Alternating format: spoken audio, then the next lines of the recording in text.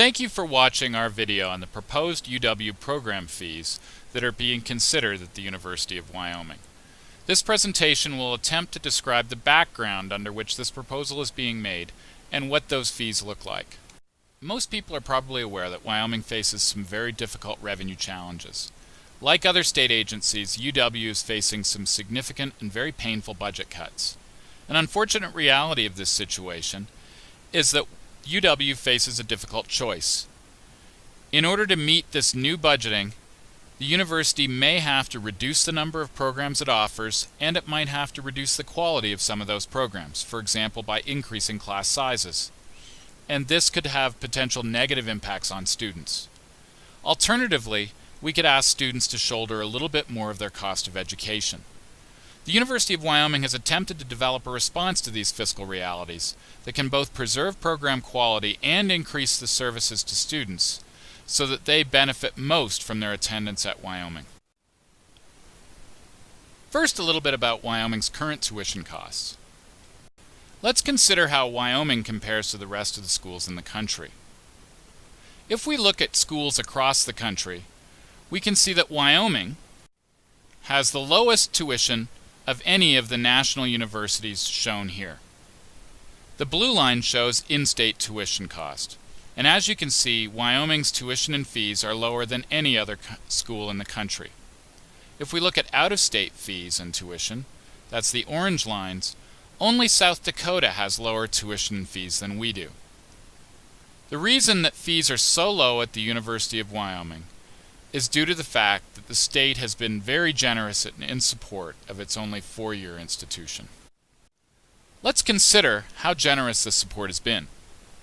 The average instructional cost of an undergraduate student in a given year at the University of Wyoming is a little over $14,000. In 2014, it was about $14,600. The tuition and fees in that same year were just over $4,600. So that means that a student covers only a little over 30% of the total instructional cost that the university faces to educate them. Now let's compare the average cost of instruction across 50 schools that are similar to Wyoming. At those schools, the average cost of instruction is a little bit lower than Wyoming was in 2014, at about $13,700 per year. That's typically because these are larger schools, and larger schools have economies of scale that Wyoming can't take advantage of. If we consider, though, the tuition at these schools, on average, it was over double what Wyoming students pay. In fact, it was over $10,000 per year in 2014. What this means is that about 70% of the average annual instruction cost for a full-time student at these schools was covered by tuition and fees. Remember, at Wyoming, only 30% of the instruction cost is covered by tuition and fees, and the remainder is primarily covered by our generous state support. The University of Wyoming has also done more analysis on university comparisons. We've tried to identify the 11 schools that are most like us in terms of their mission, where they're located, their size, and other characteristics. In fact, we used 48 characteristics to develop this list. When we look at the tuition of these universities that are most like us, they average 87% more than at UW. The mandatory fees that all full-time students pay are 35% higher at these schools, and together that means the total cost of tuition and mandatory fees at these schools is 73% higher. Of the 11 institutions that are most like us, in addition to charging higher tuition and mandatory fees, 10 of them charge something called a program fee. A program fee is a fee charged to every student in a particular program that typically costs more to provide than other programs on campus. Most commonly, such program fees are charged in business, engineering, nursing, the arts, or science and quantitative disciplines.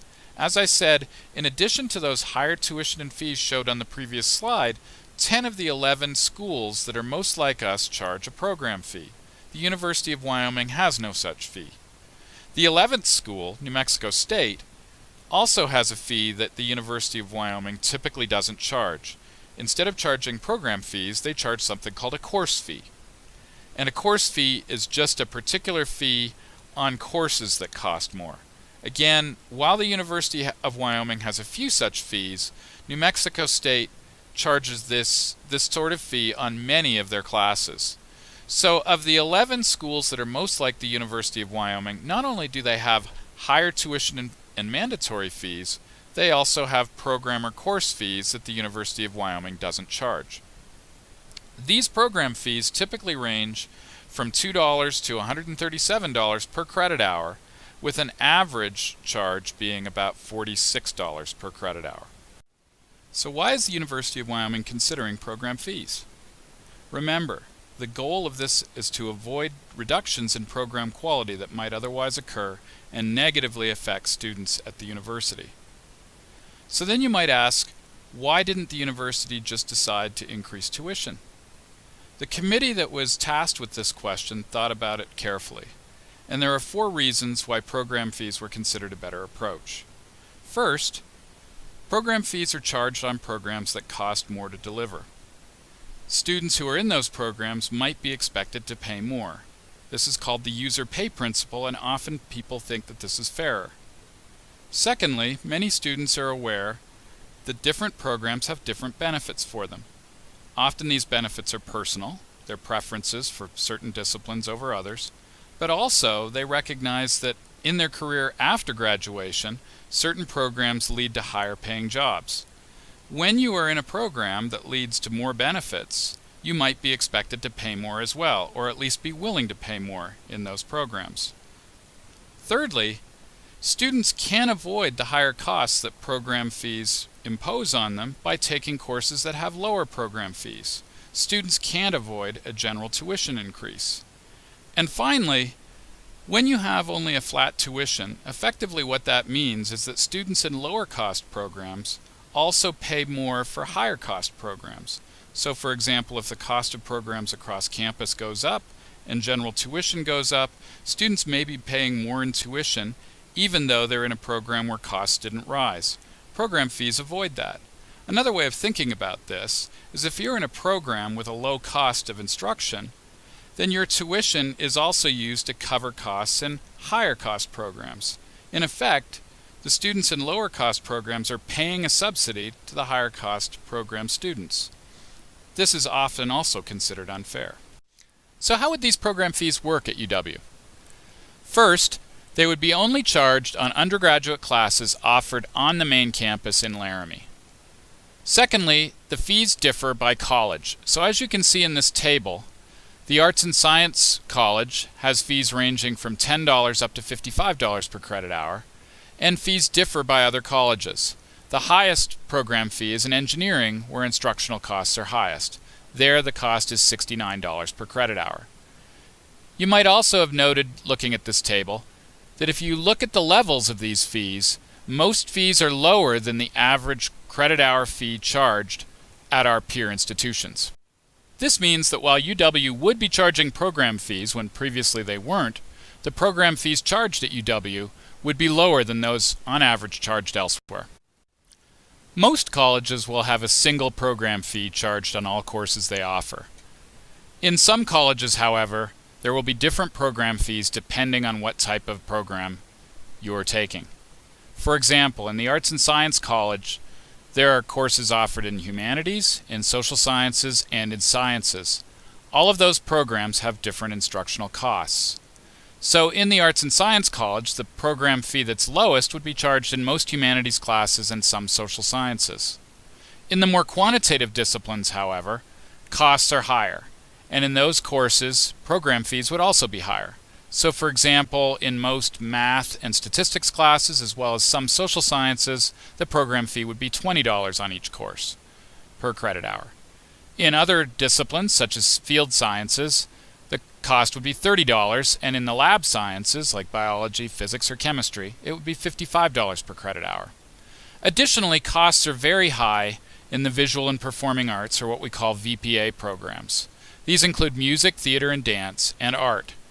These programs require different facilities, materials, often performance spaces, and other costs that differ and are higher from other programs.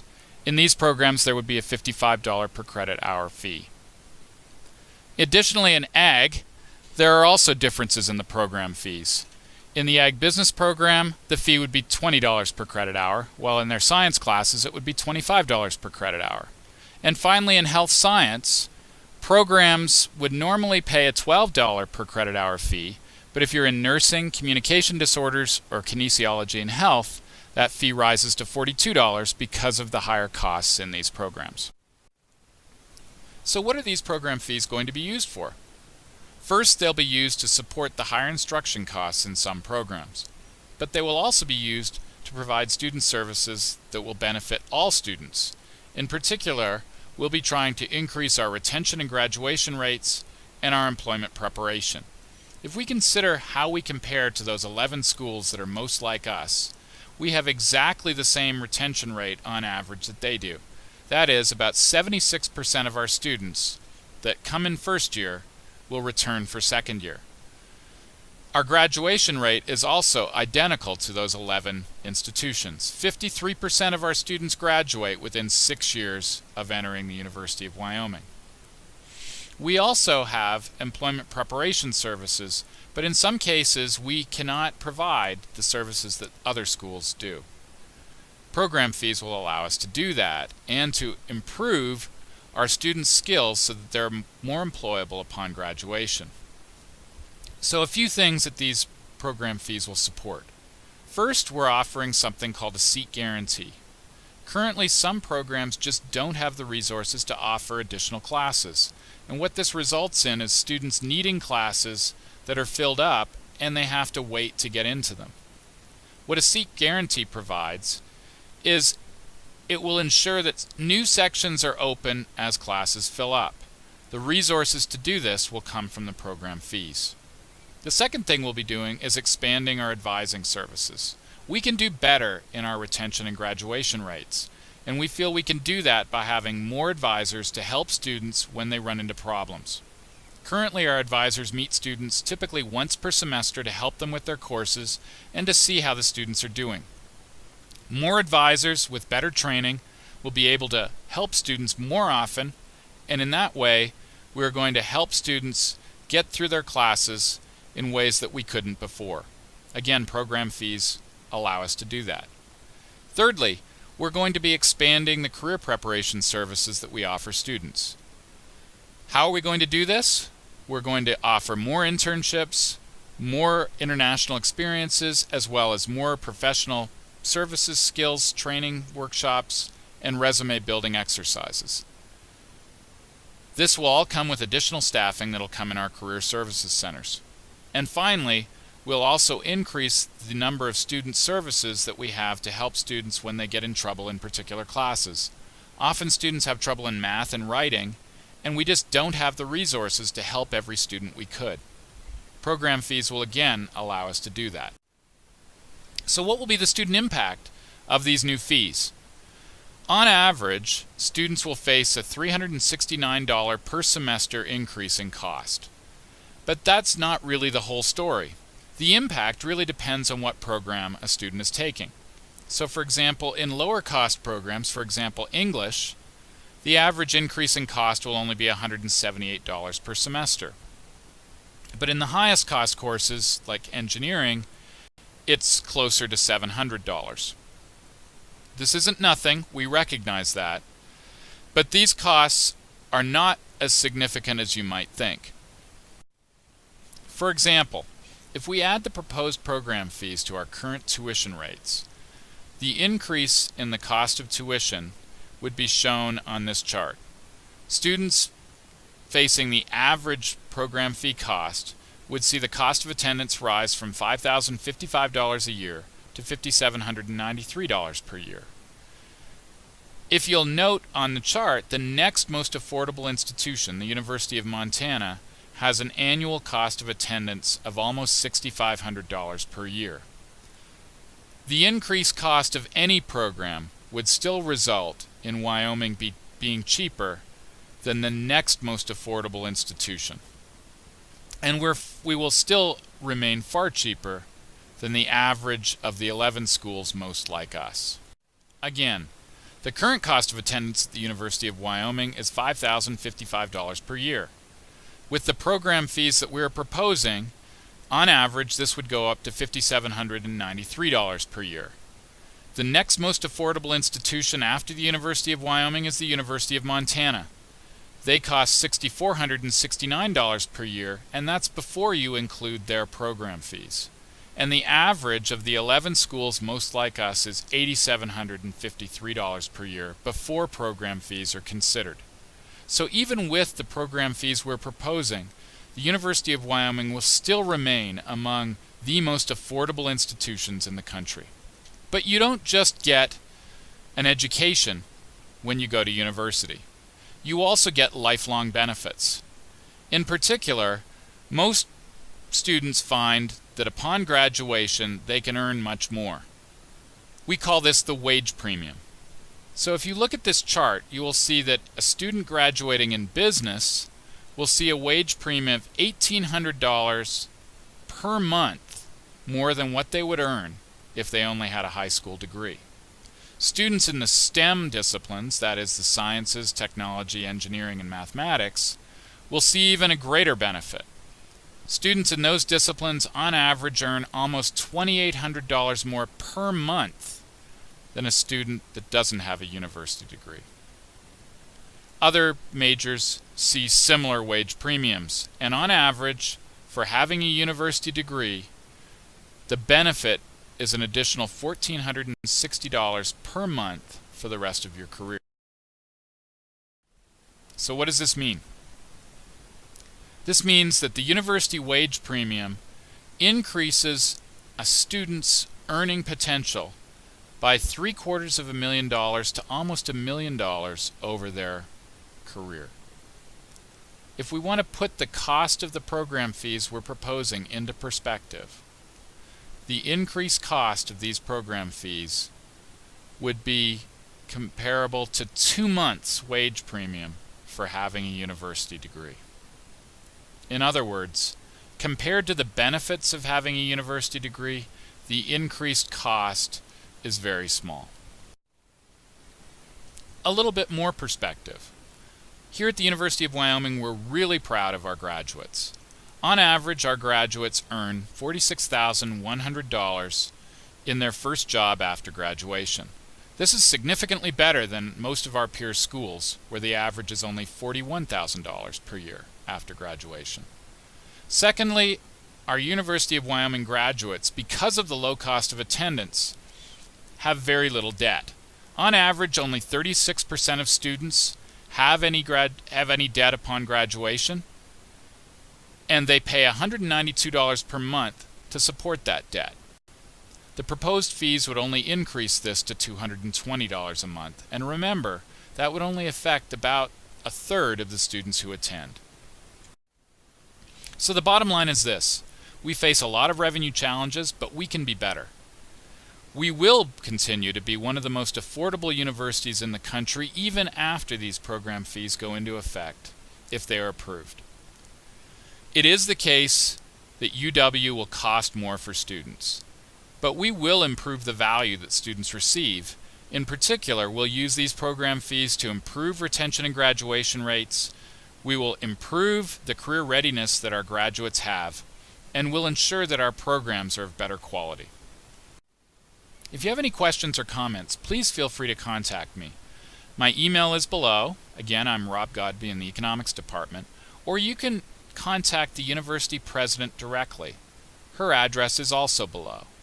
If you have questions that you feel would be answered better on the phone, please feel free to give me a call. I look forward to hearing from you. Thanks again.